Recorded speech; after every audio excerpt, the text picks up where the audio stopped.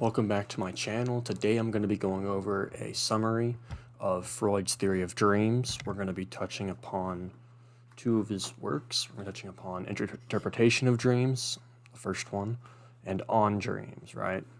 So these are his two most famous books on dreams.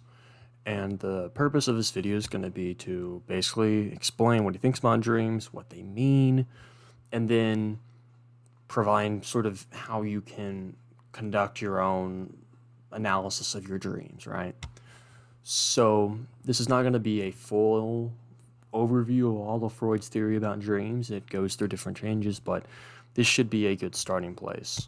So this theory about dreams is attributed to Freud, and it's one of his most well-known theories, right? So he wrote the book in 1900, Interpretation of Dreams, and basically what he thinks the dream is rather two aspects, right? You have the dream image, you can say, and then you have the latent content. So the dream image is just like what is actually occurring in the dreams, the image of what is occurring, right? The latent content is the thing behind that, right? Which is creating the image. So you would say like the content, which would be the repressed wish for Freud. Now, we can say repressed wish, repressed desire, whatever you want to say. Repressed wish, repressed desire, this is what creates that dream content. But the repressed desire is not itself manifest in the dream, again, because it's repressed. So to reach the repressed, to determine the repressed, of what is behind the dream image, you have to go through analysis. And this is why one of the main points of early Freudian analysis was dream analysis. You come to Freud with your dream, you're like, bro, I have this dream, XYZ happened, you run through, and you get to the truth of the repressed, right? You try and determine what is that provoking the image that you saw in your dream. So that would again be the repressed wish.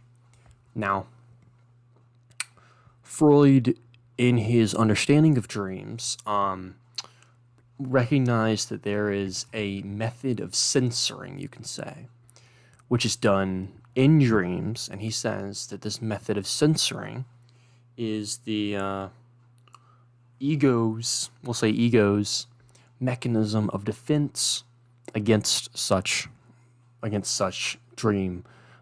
thoughts occurring in the dream. For instance, we can give an example of you are with somebody who, let's say, was a person that you hate from your childhood, right? And you're with them in the dream because you have this desired wish to hang out with them and go have coffee, but you don't want to act on it because, well, you still have this grudge, right? You have this conscious grudge of a person you hate from your childhood. Now, the censor of this is its appearance in the dream. It seems to be a censor, right? Like, there's why is this person in the dream, right? And the censor of this would be that you can't see the actual person in the dream. Perhaps many times in dreams, people's faces become switched out with different types of hair color. Let's say your childhood best friend that is in your dream or whatever. Let's say they had green hair, okay? And the green hair is switched out with like red hair or purple hair. So this green hair switched out with red hair, purple hair, and it kind of confuses you. Now this is the censorship of the dream.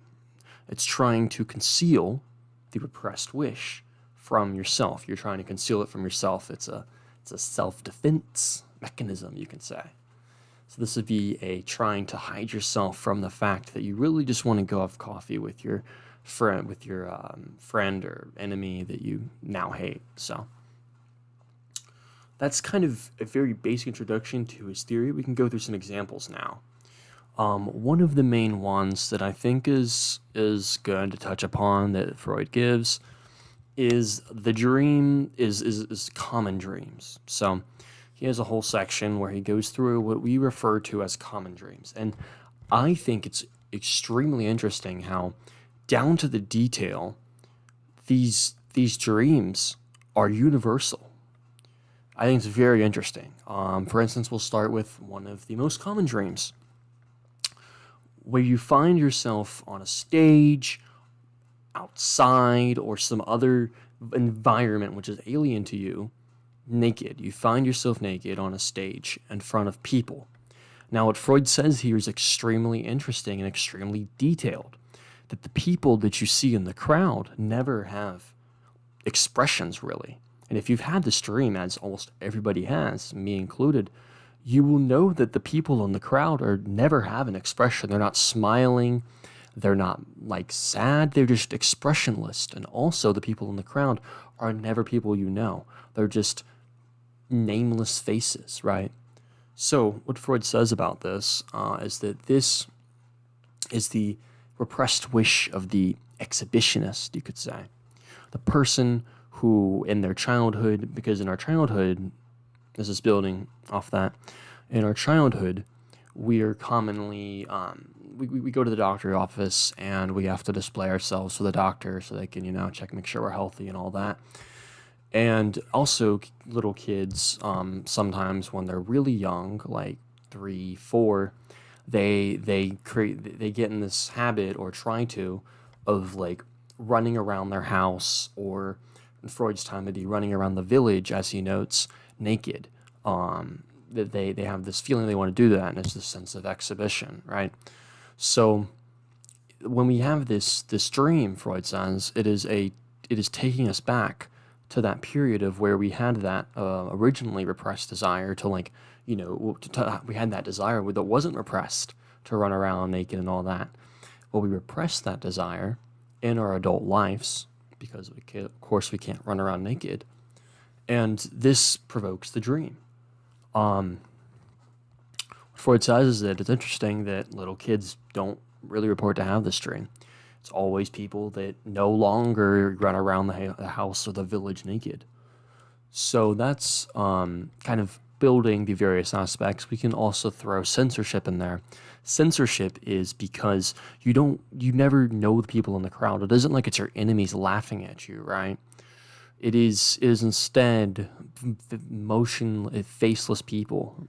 This is again attempt by yourself to try and distract you from the fact that, you have this repressed desire to, expose yourself to the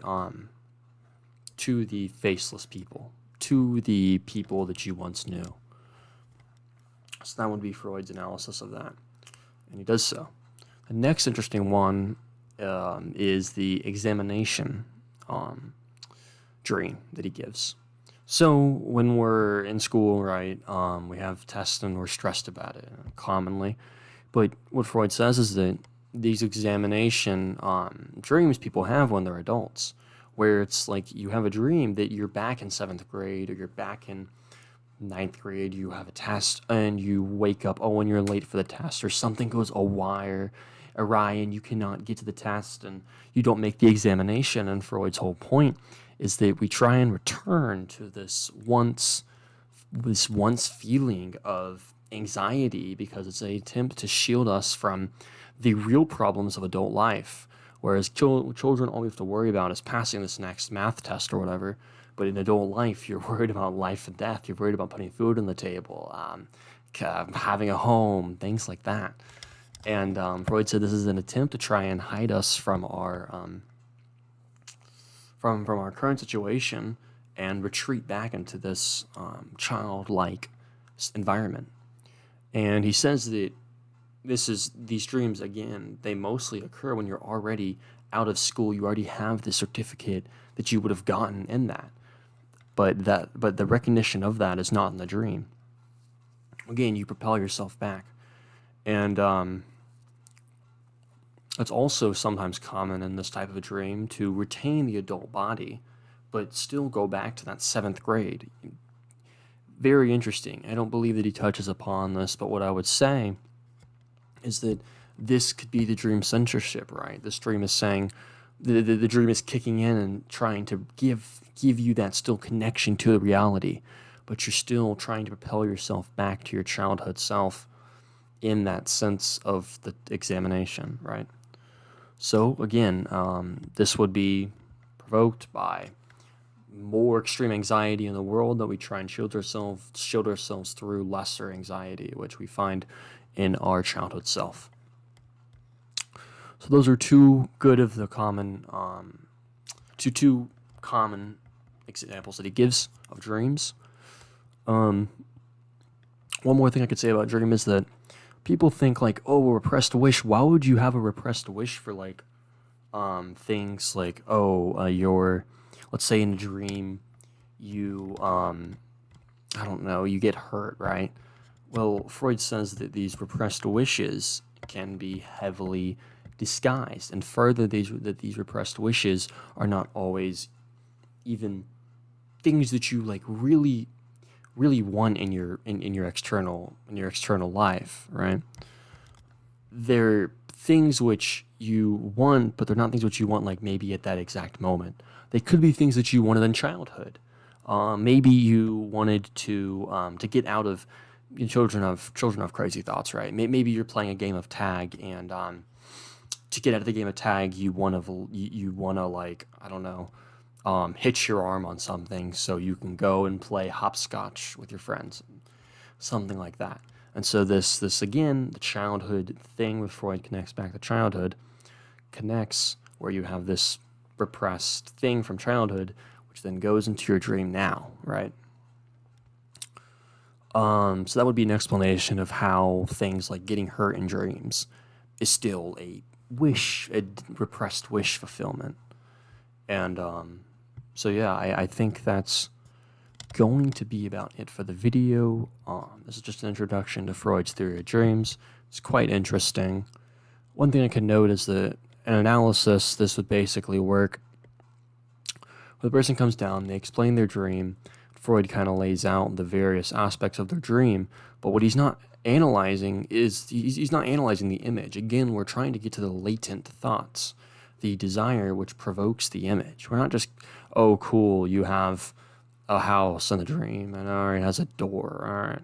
No, we don't care about that. The point is to get to that latent thought or repressed desire, which provokes the image of the house with the door and all of that.